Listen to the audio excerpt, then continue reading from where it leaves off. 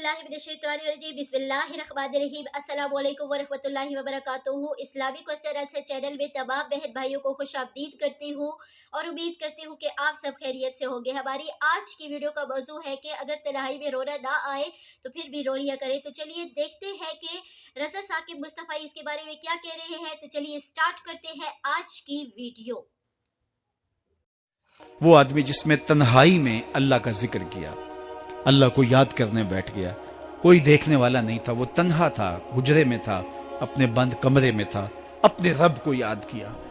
अल्लाह की याद करते करते उसकी आंखों से आंसू टपकने लगे, उसकी आंखें आंसुओं का खिराज देने लगी।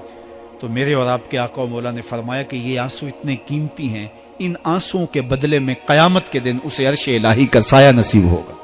अर्श इलाही का साया उसे नसीब होगा इन आंसुओं के बदले में। रूमी अलैहिर्रहमा फरमाते हैं, जहां पानी गिरता है वहां सब्जा उगता है, जहां आंसू गिरते हैं वहां रहमत उतरती है। तो इसलिए जो अल्लाह की याद में रोने का लुत्फ है और अल्लाह की याद में आंसू बहाने का अजर और सिला रखा गया है, ये गुनाहों को धो डालता है, ये अंदर की सफाई और सुथराई का सबब और जरिया है। मेरे और आपके आका मौला ने फरमाया, रातों की तन्हाइयों में उठ के कुरान पढ़ा करो और कुरान पढ़ते हुए रोया करो। फिर फरमाया, फ़इल्लम तबकू फतबाकू, अगर रोना ना आए तो रोने की कोशिश किया करो। हजरत दाता गंज बख्श अली हजवेरी से एक मुरीद ने कहा, हजरत अगर रोने की कोशिश करें फिर भी रोना ना आए, फरमाया फिर अपने मुकद्दर पे रोया करो। तुम इतने संग दिल हो गए हो कि तुम्हारी आंखें आंसुओं का खिराज नहीं देती। जो रोना नहीं जानता वो अल्लाह की रहमतों को और अल्लाह की करम नवाजियों को कैसे समेट पाएगा। बच्चा रोता है तो मां दूध देती है। जब बंदा अल्लाह की हुजूर इल्हाज़ारी करता है, इज्ज करता है, इनकिसारी करता है, तो अल्लाह की रहमतों को जोश आता है और अल्लाह ताला की रहमतें उस पर बरसती हैं और उसके न सिर्फ गुनाह माफ होते हैं बल्कि अल्लाह ताला उसके गुनाहों को बदल के नेकियों में तब्दील कर देता है। एक फकीर था, मलंग दरवेश, अल्लाह का बंदा। उसकी आदत ये थी कि अपने डेरे पे आने वालों को खिलाता, उनको पिलाता, उनकी जरूरियात का ख्याल रखता, लेकिन उनको माली आसूदियां नहीं थी। होता यह था कि बाज़ कात लोग आते तो उधार ले करके वो लोगों को खिला देता।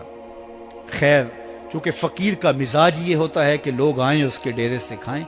बाबा बुल्ले शाह ने भी कहा था ना, इट खड़क के दुक्कड़ बज्जे तत्ता होवे चुल्ला, आन फकीर खाखा जावन राजी होवे बुल्ला।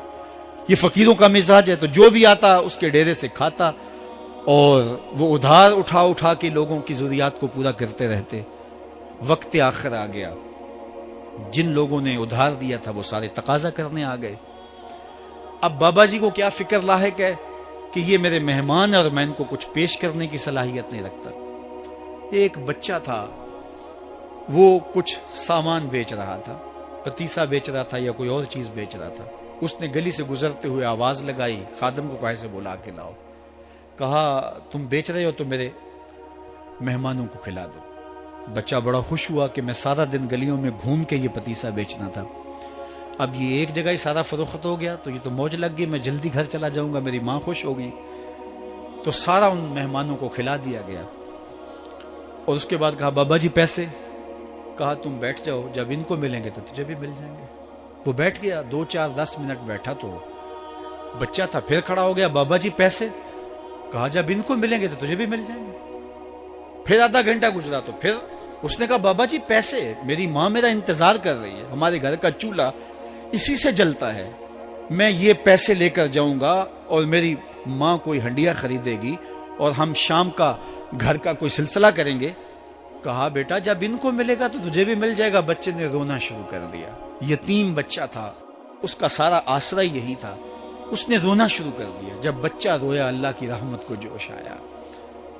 कोई मुरीद नजराना लेके उन बुजुर्गों के पास आ गया और अशरफियों की भरी हुई थैली पेश की। वो इतने पैसे थे कि उस बच्चे को भी दिए, जितने लोग आए थे सबका कर्ज चुकाया। कहा, जाओ घरों को। तो सब ने कहा, बाबा जी हम सुबह से बैठे हुए थे तो ये नजराना देने वाला सुबह से नहीं आया, तो अब कैसे आ गया? कहा, सुबह से तुम्हारे अंदर कोई रोने वाला नहीं था, एक रोने वाला आया तो बाकियों का भी काम बन गया। बाज़ औक़ात किसी एक शख्स की वजह से बाकियों की खताएं भी माफ होती हैं। आज हम इज्तिमाई तौर पे ताहद्दे नजर अंदर बाहर ऊपर नीचे इतने लोगों के हुजूम में अल्लाह की बारगाह से ये तवक्को रखते हैं कि मालिक कितने हुजूम में कोई एक तो होगा जो तेरा लाडला होगा, कोई एक तो होगा जो तेरा बहुत करीबी होगा, कोई एक तो होगा जिस पे तेरी रहमतें बरसेंगी। तो मालिक उसके सदके से हमारी खताएं भी माफ कर दे, हमारे गुनाह भी माफ कर दे। कोई एक रोने वाली आंख मिल गई तो बाकियों का भी काम बन जाएगा। उठ फरीदा सुत्या ते मेला वेखण जा, वत कोई बख्शिया मिल जावे ते तू ही बख्शिया जा। मेरे मालिक हम सब की खताएं माफ कर दे, हम सब से दरगुजर फरमा और हम सब के बातन को सुथराइयां दे दे, हमारे अंदर को पाकीज़गियां दे दे। बहुत वक्त मैंने और आपने साहिब गुजार लिया, तेजी के साथ जिंदगी बीत रही है। मैं अगर अपने आप को देखूं तो मेरी जिंदगी कितनी बहारें काट चुकी है।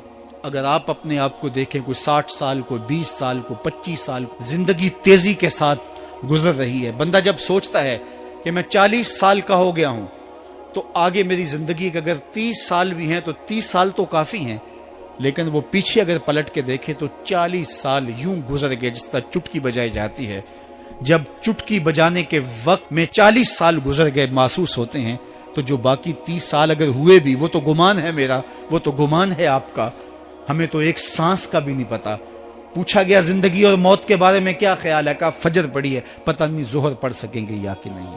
कहा इतनी लंबी उम्मीदें लगाए बैठे हो, कहा जोहर पड़ी है, पता नहीं असर पढ़ने का मौका नसीब होता है कि नहीं। कहा यह भी तूले अमल है। एक बोला असर पड़ी है, पता नहीं मगरिब पढ़ सकेंगे या कि नहीं। किसी ने कहा एक रकत पड़ी है, पता नहीं दूसरी रकत भी पढ़ना नसीब होती है या नहीं। कहा ये सब तुम्हारे मुंह की बातें हैं।